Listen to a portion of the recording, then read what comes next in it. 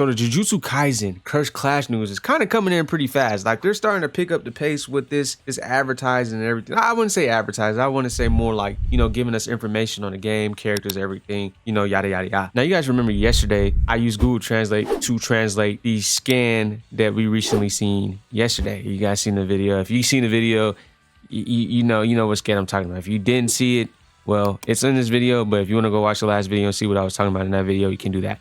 But today, shout out to Shonen Games before anything. Shout out to them. They translated the entire scan and we got some more juicy information on this game.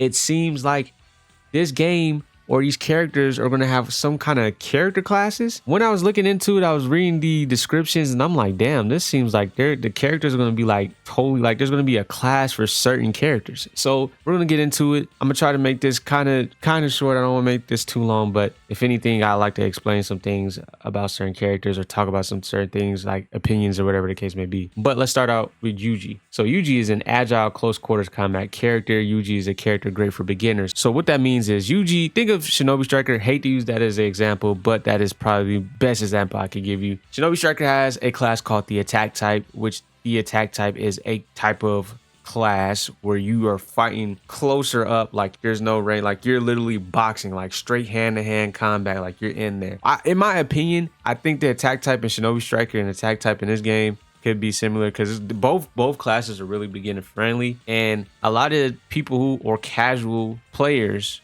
usually fight using that close quarters combat type of play style. So I think that is pretty cool that they have Yuji as a base character for that, which Yuji in the anime is a close quarters type of character. He gets in there. He's one of those guys that just likes to get in there and just start boxing. That's just him. That's his character. That's his personality. That's what he does. But then we move on to the other characters, which the other characters also are totally different compared to Yuji, of course. So first character is going to be Sukuna. Now Sukuna is very interesting. When I was talking about this with a couple of friends in my Discord, they were actually explaining Sukuna's techniques. And one of them that I kind of skimmed over was that he can heal himself. So if you can read his description, the description says strike down the opponent in a single blow. He can even heal himself using the reverse curse technique. The dude can heal himself. That is kind of crazy. But then if you go look at his character picture under his description, it says as Sukuna's attacks cover a wide area,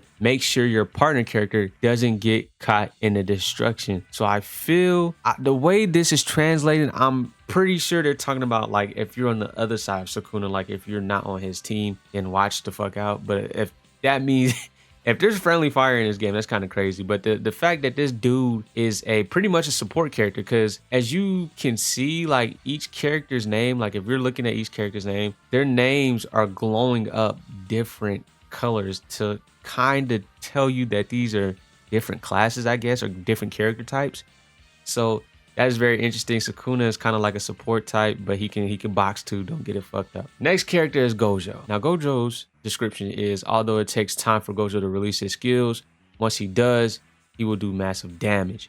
Now Gojo is one of those heavy hitting motherfuckers. Think of Elden Ring. If you have a two-hand sword, what do two-hand swords usually do?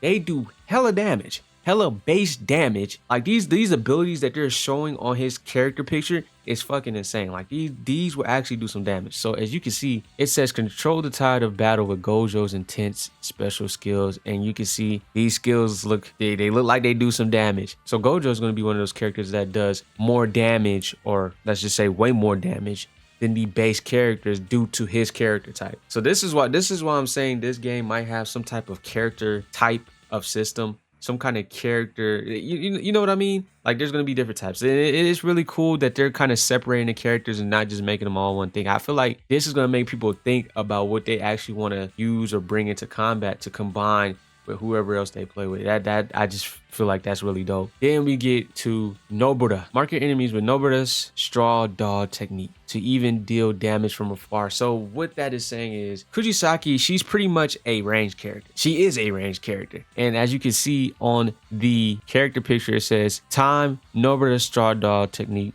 correctly for great damage. So I'm guessing you gotta I guess it's like a perfect time that you can get on there. She does probably like double the damage she already does. Her description is kind of interesting. I want to see how that actually works. But yeah, Kugisaki, range character. And with our final character of today, we have Megumi. Megumi can summon Tonu and Divine Dog Totality to help both attack and defend from the enemy. I guess Megumi is like the defensive type that can attack. That's what I think this description is trying to say. So yes, he's a defensive type. Let's just say he's a defensive type. Kugisaki is a range. Sukuna is a healer support type. And then Gojo is just a hybrid. Like, let's just say that, and then Yuji is the attack types. Okay, Megumi is a defensive character that can attack. Take advantage of the battle by using your Shikigami summons well. Yeah, she's a defensive character, can defend his partner from whatever is going on, and he can attack as well. He probably doesn't do that much damage, but yes, Megumi is a defense type. With that being said, that is pretty much all the characters that we've covered in this video. Is 8 minutes. Oh my god, I tried to make it short. But yeah, guys, it seems like Jujutsu Kaisen character types. Wow, it's gonna have kind of,